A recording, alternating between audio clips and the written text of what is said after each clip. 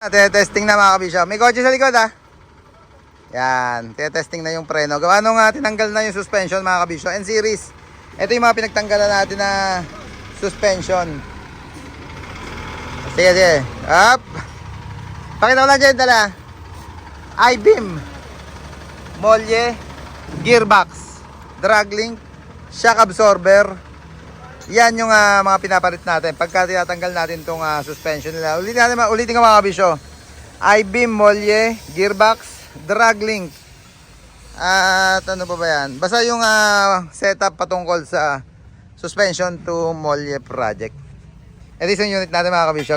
Binubuo na namin at si hijacker napapalaban sa paumbong. Kaya sabi ko, pagkaya rin ito isang self-loading namin, pupulot ko si hijacker doon. Ito ba isang suspension to molye project natin.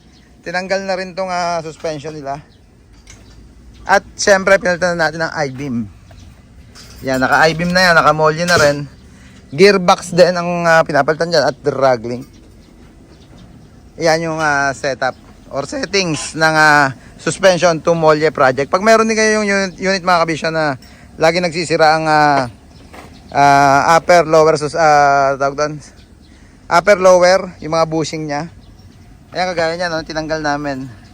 Sibak na.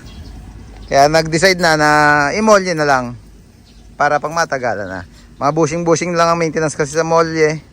At yung shock absorber natin syempre. Natural lang naman yun pag laging gamit ang mga unit natin. Pagka gusto nyo magpa-convert mga kabisyo ng suspension to molye, tawag lang kayo sa number na naka-flash palagi sa screen natin.